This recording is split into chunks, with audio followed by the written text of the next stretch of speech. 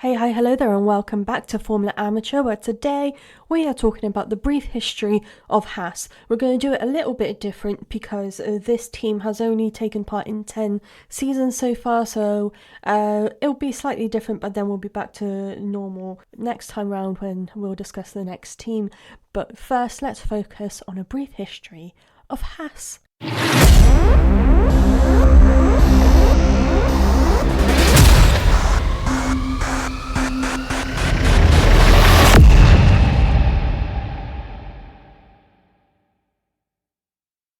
Let's talk about the background of the team. So the investor behind the name is Gene Haas, who has an automotive company that makes tools. So that's where the Haas bit comes from. His company is called Haas Automotive, and he was found through contacts when Gunther Steiner wanted to make his own team. He wanted to make an American team specifically, and it took him a while to get to that point. It wasn't his first time setting up a team because he helped Dietrich Mateschitz to help and buy the team that was formerly known as Minardi, now known as Visa Cash App Racing Bulls, and he helped with sorting that out. But this was a team built from scratch, and he wanted it specifically to be an American team because an American team has not been on the grid for at least a while, if not ever. So he wanted to do that, but this idea came about in the early 2010s, and he tried to have a team, the US F1 team, but that didn't go through as planned. But then he struck up a deal with Gene Haas in 2014, and eventually the cars were allowed to hop onto the grid in 2016 and have been there ever since. So the reason why it took so long to actually get some sort of an investor, and this is paraphrasing from what I've learned from interviews that Gunther Steiner gave, was that basically this was at a time where Formula One wasn't as lucrative. This was before Drive to Survive came out, before Liberty Media became involved with Formula One, so people weren't that aware. Like, it might be something that like your dad or your uncle or your granddad might watch every now and then, but there wasn't that big hype about it because people didn't really know much about it in terms of like the drivers themselves. It was sort of like an us and them situation, whereas now that we live in the Liberty Media era, it feels more personable, it feels more closer, and that made a lot more people be interested because it feels more like a sort of family thing. It feels more like the drivers are your friends. It feels more you build more of a connection with the sport now than before, where it was just some rich blokes driving around in a circle all the time. So that was why there was a lot of struggle, and there was a bit of an issue of getting an investor that would be willing to do this, because although Formula One was known as the pinnacle of motorsport, it was also seen as a bit of a snobby thing, a bit of a rich guy's game. You had to be in it to understand it, and if you weren't part of a family that grew up around Formula One, you weren't really welcome to know about it. So Liberty Media was able to change that, and that's why if Haas were to start now, it would have been a much more lucrative idea to put through to potential sponsors and investors than it was back then, before Drive to Survive and before Liberty Media sort of made this commercial idea of Formula One be much more prominent. As I said way back in the beginning of my podcast, when Bernie Ecclestone was the head of Formula One, he did not like the idea of commercializing the sport. People were not allowed to have social media accounts. There wasn't much of an attempt to make the sport seem more fun, a bit more personable, a bit more energetic, give it more of an oomph, bring it into the 21st century. So that's probably also reflected in the way that Cadillac is being introduced. A lot more people are being excited about it.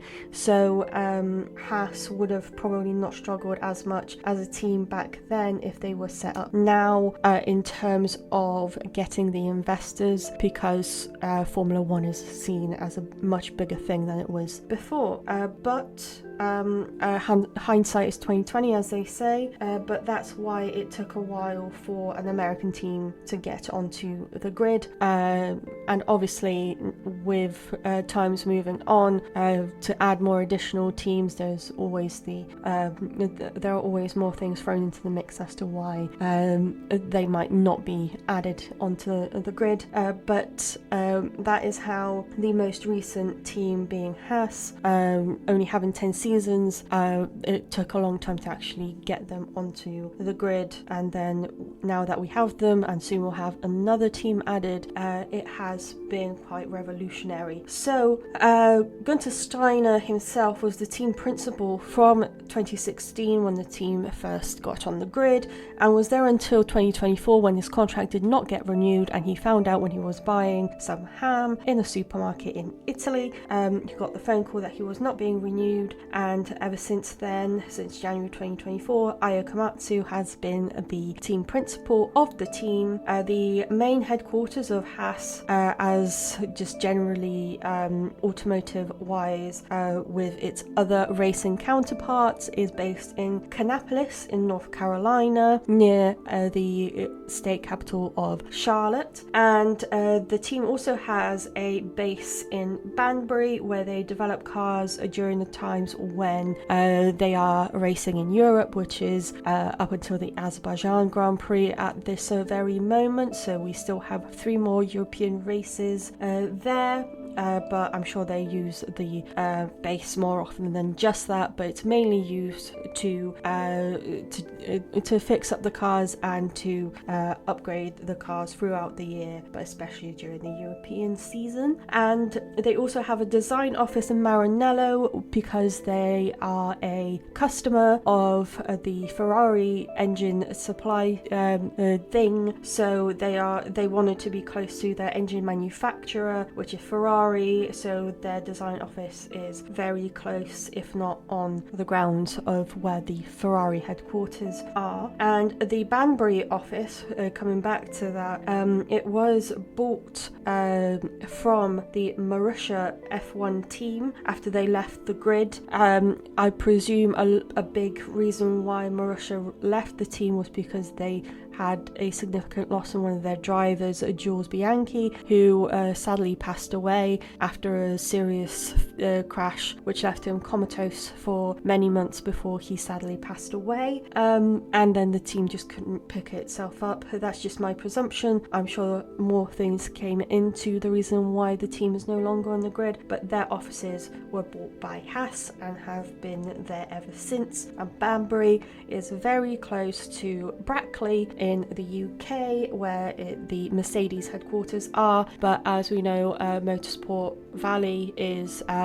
just most of the teams being based in like a 30-mile radius or some sort of radius like that, very close to each other. And so that is a little bit of the background on the Haas team. But just to add a little bit before we start getting into the drivers and the team names throughout history, in October 2024, Haas F1 team had signed a deal with Toyota Gazoo Racing in order to collaborate on expertise and services, where both sides exchange both of those functions so they could grow together alongside each other in their various racing capabilities and racing events.